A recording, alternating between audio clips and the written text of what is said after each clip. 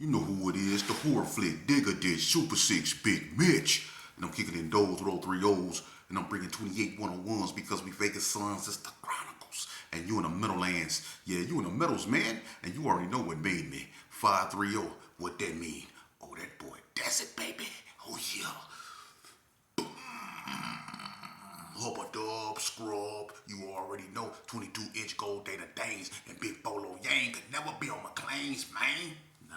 Welcome to Vegas Chronicles with the whole Super 6, Mr. Digger Ditch, Big Mitch. And today, like any other day, y'all know what we do. We kick actual factuals without no additives or no preservative. Just raw and uncut like what? Like summer sausages and crackers. Yeah, I already know. Shout out to everybody that's been supporting my platform. Let's jump right off in it, man. If y'all notice, I don't got nothing in the background. I'm setting up my other room. I'm trying to get my studio set up so I can get this podcast thing really in the swing, man. And until then, I'm going to just continue to do what I've been doing, man, bringing y'all these actual factuals. Today, let's jump right off into it. You know, I correspond with my audience. They ask me questions. Some of them getting on my nerves because they're asking me the same questions. But a person asked me, I'm going to go over a few things today because a person, y'all got Vegas messed up, man, for real. So a person asked me, have any other state, because some person said that the disciples supposed to have came out here and was taken over, and then some person said that they've been hearing that it was the Cali boys that came out here and started Vegas. That don't even make sense. How somebody from California will come out here and start Vegas? That don't even make sense. You know. Now let's deal with it one thing at a time. Number one, there are no disciples that ever came out here and tried to take over Las Vegas. Nowhere near. You have dudes from Detroit that's black disciples, and you have GDs out here, but they're not on no mission to, um, organize or take over neighborhoods. That never happened. Okay. Now I remember an incident was some disciples came and they moved in Guerin Circle back in the days in the Gerson. And they was there for about a week. They moved, actually, if anybody ever been in the Guerin Circle, they moved right there where Tyrone Howden used to stay, right next to Big Nice. And if anybody ever been in the Gerson, they know what I'm talking about. But they moved right there, and there was like 5 of them, and it was a female house. Well, one of them was a Hispanic or something, and he had tattoos all over his neck and stuff like that, pitchforks and all of those stuff. And so, I guess he got into it. He had words, with some Gersons. And let's put it this way, they got an eviction notice. They had to get up out of there, you know. And that's just how it is. This is Vegas, And one thing about Vegas, it's always been ran by Vegas. The cripping and the blood part of Vegas, that's evident. It comes from California, but it was something that Vegas guys chose to adopt for themselves. It wasn't like a guy came out here from California and say, "This is what y'all gonna be." That didn't happen. It was dudes that had meetings that decide, okay, well, this is what we're gonna be, but everything had a Vegas twist to it. And Cali is like another part of Vegas. My sister is from Cali. Cali is family. So we don't look at Cali coming out here and try to take over nothing because it's just right there. If anybody got anything in common with California, it's Vegas. Cali just bigger. But as far as people coming out here and taking over, no, that never happened. And I don't know why people think Vegas is just a state where people can come out here and do what they want to do. And I do kind of get it because of the strip and places like downtown, but you have to understand that that's for y'all entertainment. It's parts of Vegas they don't want y'all to know. They don't show, like old places that's no longer here. Herbert Gershon Park, Sierra Nevada Arms, Cary Arms. It's a lot of places. Donna Street, the Hollywood, the Jungle, Marble Manor, which they finna tear down. Madison Terrace, which they tore down. Sherman Gardens, the Jets, Berkeley Square, Valley View, Regal Estates, Crip City. It's a lot of neighborhoods. Bonanza Village, Sydney Sioux. It's so many neighborhoods out here, man. I'm gonna tell you something, man, and the characters out here, and I'm gonna tell you something. When it come to cripping out here, man, it don't matter if you're from California, Y'all had hard Crips in California and Vegas. They had hard Crips too, man. For real. You had E-Wax out here. You had Big Loonies, Bad Meeches, The Bones. You had, I told you about the Stacy Macamoles. I'm going to tell you something about Delmonico. Delmonico is slept on because I went to war with them before. You know, and I'm going to tell you something about Delmonico. When we used to kick it and carry orange because the police was 86 in all the Gersons, out the Gerson, we used to be in carry arms. And, you know, when Tony Swanson got out the joint, you know, the BTDs, they was on one, you know. And I'm gonna tell you something. They used to be. I used to call them the three TDs. It used to be Tony Swanson, Blue Brain, and Dust Storm. Them three right there, man. And every now and then, Trigger Man, Stanley. But Tony Swanson, Blue Brain, and Dust Storm, them three right there, they wasn't no joke. I don't care what nobody say. I was actually on the field with these cats in the game. These cats right here was taking it. Man, listen, they had dudes scared on Martin Luther King, man. They wasn't playing up over there. Tony Swanson, Dust Storm, and Blue Brain, they wasn't to be messed with, man. Just like when it came to jacking. See, I used to be with Cornbread, and we had our own crew. We used to be jackers. But I'm going to tell you something. Who we used to be on the lookout for, not just for jacking, but for gang banging purposes too, was some Bloods. And they had a cold jacking crew. And that was the Joker, Larry Brown, and K-Lay. Them three right there, you didn't want to run into them. They'll have you taped to a chair, burning you with hot spatulas, telling you, where's that? For real, they wasn't playing. They wasn't playing. For real. So you didn't want to run into them. And then when you go down there to the hood, you got to put on some holy water to go down into the hood. I'm serious, man. It's something very demonic down there, man. Them dudes down there ain't up here. The hood, they had what was known as the Wild Wild West, I think it was called, if I'm not mistaken. Then they had the jungle. And then you have Mary D, which became murder, you know what. And then you had Nut Clan. Them dudes down there, the hood, and they had to be ferocious because Donna.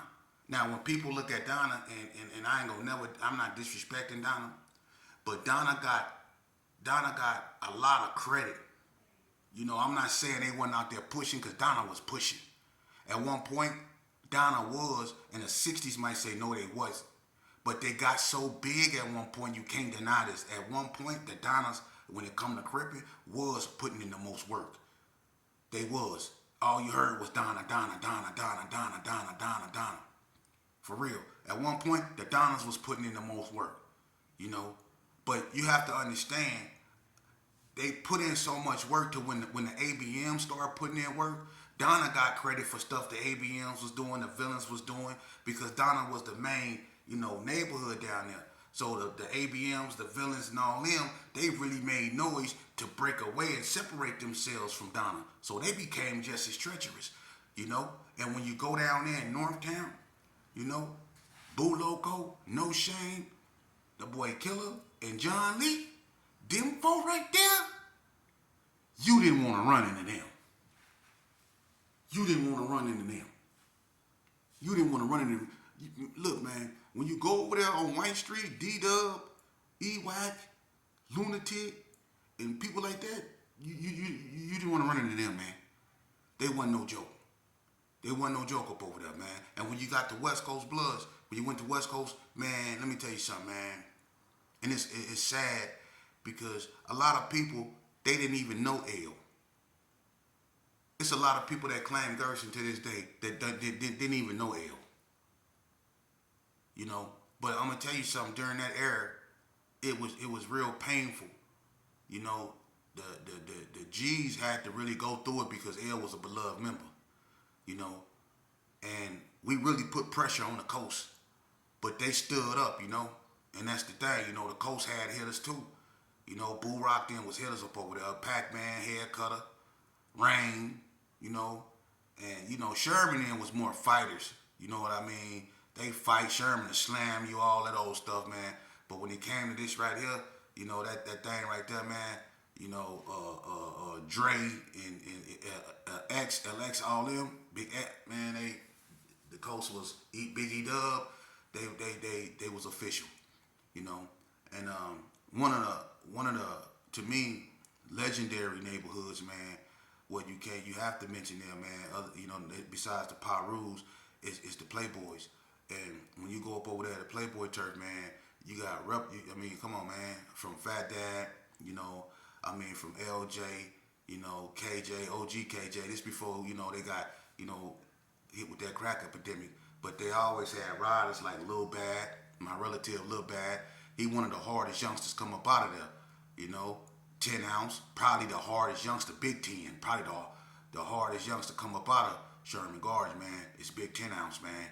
10 ounce I'm talking about Big 10 ounce. Big 10 ounce wasn't no joke. He got his life together. But see, when you talk about Vegas, man, understand, man, Vegas ain't no pushovers. And then you got Hispanics, and I don't speak on their politics, but let me tell you something. When you come to Las Vegas, the Sanchucos, they stomp down. The little locals, they put in their work, man. The Los Hermanos, 28th Street, everybody, they did their thing, man. It was stupid. We all destroyed ourselves, but Vegas wasn't no pushover. Vegas wasn't nothing that you just can come out here and take over. Nah, it ain't happening. And if you go in a prison system, you can see I ain't lying, because Vegas runs Vegas prisons. No one came out here and took over nothing. Ain't nobody gonna let nobody, I can't speak for nobody, but ain't nobody, you go to California, you not finna take over nothing out there. Vegas feel the same way. And someone, not to get off subject, but someone asked me something.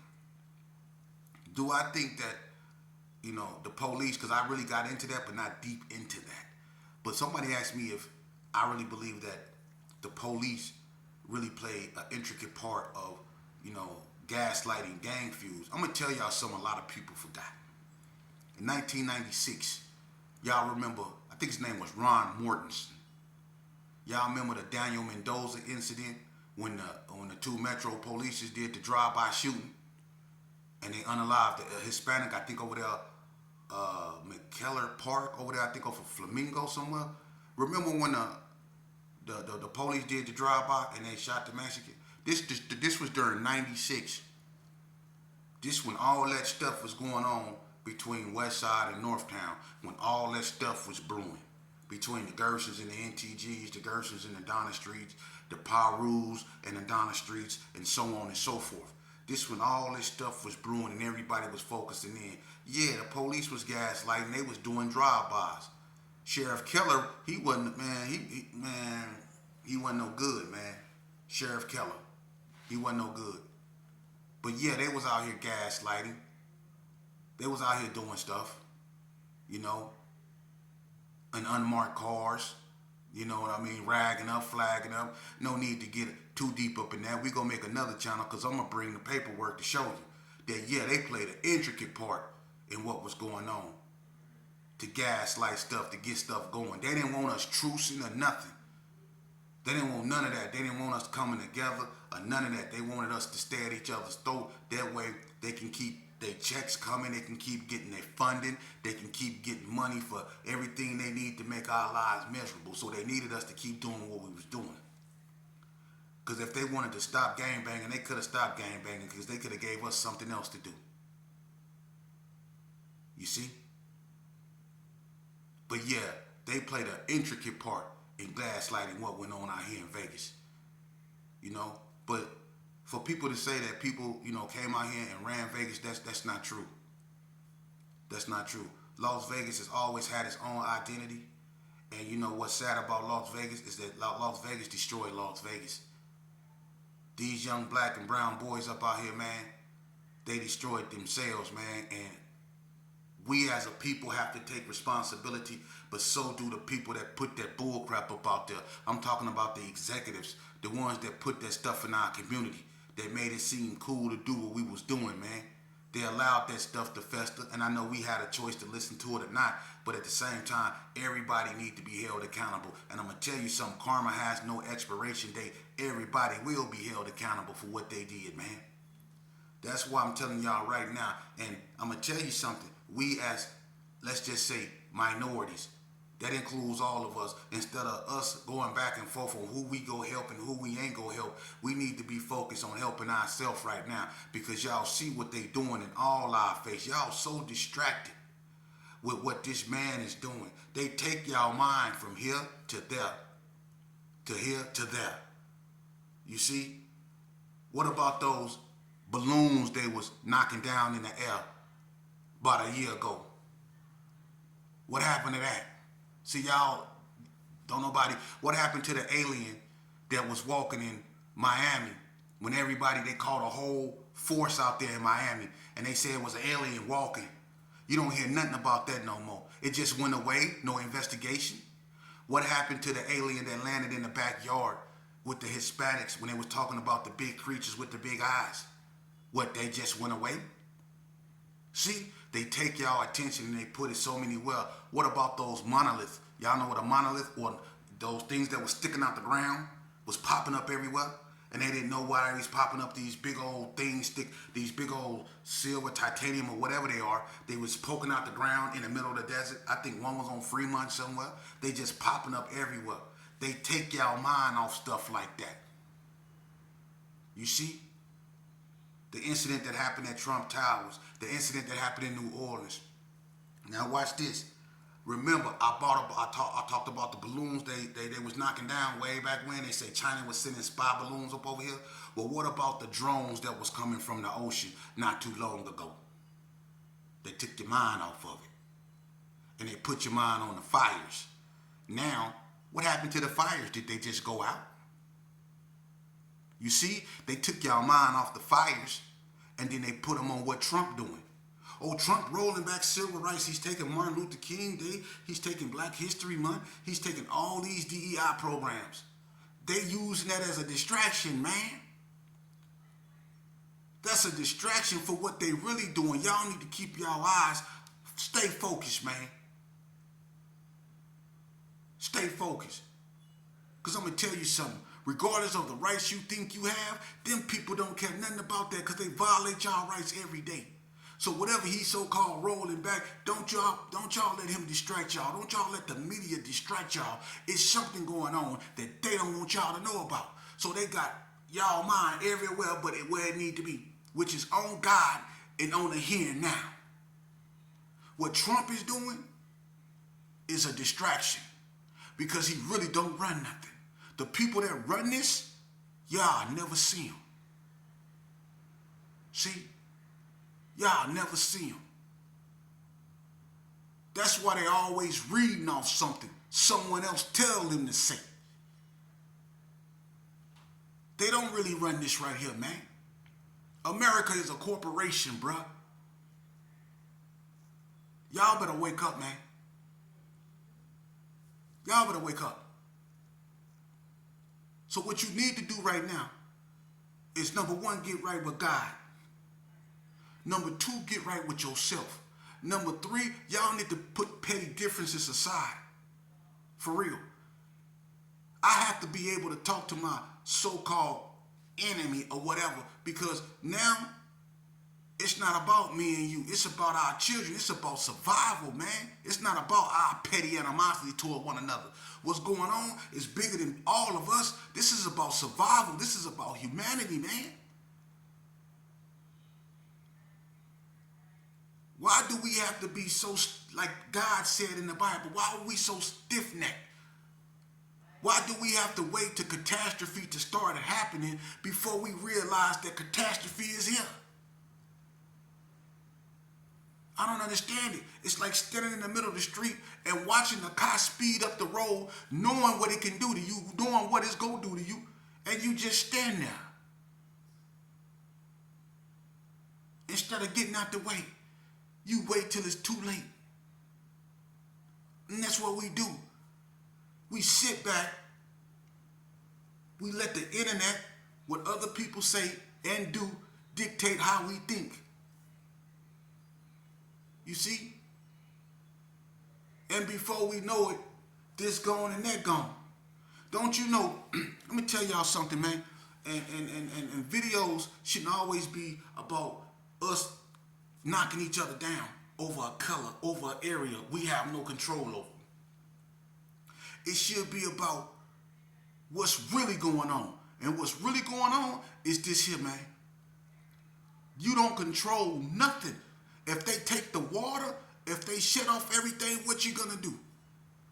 Think about how we really live it. Off cases of water.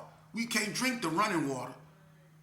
Water that's in our kitchen for free that we wash our dishes, we can't even drink that. Remember back in the days we used to drink water out the water hose. We used to drink it out the water hose. We can't even drink water in our own kitchen. We got to go to the store and buy water. You see how they're controlling your movement? And then they shutting down other stores to make it so where you can go to others. You can only go to certain stores like Walmart, Walgreens, Costco, stuff like that. Winco. They making it so you can only go to certain stores. Y'all don't get it. And it takes us back to, remember, back in the days when you seen that white man get out that white truck. He had on that white shirt, that white hat, white pants, white shoes. And remember what he did? He got out the truck in that neighborhood. And he said, me and Sparkless Water making friends. And he slung that water up over his shoulder. That was the first form of bottled water. They was telling you right then, we gonna be selling this to you. And that man we had on all that white in that white truck, that was a scientist. Y'all don't get it. That was a scientist. Go back and look at the picture of the Sparkless Water, man. That was a scientist without his robe on, without his coat. And he gave you some water that tasted different. How you gonna make something that nature produced taste different? But he gave you some water that had a particular taste to it. You see? Sparkless water tasted different from other water.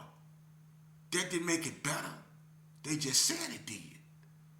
And what we do, the upper middle class was buying this stuff. They had sparkless water things in their house. And we used to think the rich, well, if you had a sparkless water jug, we thought you was rich. But we didn't know. They was telling you right then and there, well, we gonna be selling this to y'all in smaller bottles. Now, we got to go to the store and get cases of water. Now, just if something happens, say a state of emergency where they shut everything down, like they did in China. And they said, well, we got to shut everything down for 2 weeks. It got to be a 2-week standstill. What you go do then? And some of us only got, well, you never know. You might have 4 or 5 bottles of water to your name because hey, y'all ain't went to the store. Now you can't go. That's what I'm telling you. They got that much control over you. Your food source, everything. When we was growing up, am I lying about this? If you're a Vegas native, you can go in Vegas Heights, you can go in 40 block, and I bet you somebody grandmama got a garden in their backyard. Our grandmamas used to toil the soil. My grandmama cooked her, she grew her own vegetables, her own mustard greens, her own carrots, her own tomatoes. She grew her own stuff, her own melons. My grandmama grew cantaloupes. My grandmama had a sunflower seed tree. My grandma in Vegas Heights, she used to see grape trees all in the fence. People used to toil their own soil. They grew their own fruit, but what they stopped us from doing that. They wanted us to get everything from them. Yeah, we don't toil the soil no more. We don't live off the land. Remember Granddaddy used to go in the desert and get the jackrabbit? He used to go hunting. See, we don't do that no more. We don't do that no more. We stopped being like Granddaddy, going in the desert, hunting the jackrabbit for special occasions, bringing it back to eat. We started getting a rifle and going to hunt each other. We became the jackrabbits. You see? And it's just like when we up in church no more. We very disrespectful in church. We be sitting there making beats on our chest while they doing a sermon. We be sitting there making beats or twirling our dreads with our mouth open like this. Thinking about what little Boosie doing. You see? I'm keeping it real with y'all, man. Y'all out here worried about the wrong thing. You think your little blicky go get you what's up out of here? That little blicky ain't gonna get you nothing when you thirsty and you can't find no water. And everybody else got blickies too, so you're not getting their water. You see, or they food. This is serious, man. Just like when the hot sauce hit last time, and they had everybody buying up hand sanitizers and toilet paper. Y'all bought up all that toilet paper and hand sanitizers, only to be left with a gang of it. They played y'all. They do it all the time. Problem, reaction, solution. And that's what they do. They play off our emotions. They do. That's why we so divided, depressed, angry, hostile, opportunistic. That's why we like this. These all the characteristics that keep their wheels spinning. They need that. They need the Cubans to hate the Mexicans. They need the blacks to hate the whites. They need the blacks to hate each other. They need the Hispanics to hate the blacks. They need the Hispanics to hate each other. They need the women to hate the man. They need the man to hate the child. They need the child to hate the parent. You see how this go? And this keep all their money fat. See? Because they can make movie catering into that. They can make music catering in that. They can make propaganda catering in that. Yeah, keep us divided. Because together, the people that run this world, if we came together, they wouldn't have the power that they yield to run this world. We'll retake this power. In a democracy, a republic is supposed to be for the people, of the people, by the people, for the people. Or for the people, by the people, of the people. However in order you want to put them, it's about the people. We the people. Don't never forget that, man. So while they got an individual who ain't even a politician, this cat is a real estate mogul. He's not a politician. So you know that this whole thing that they call the executive branch and vote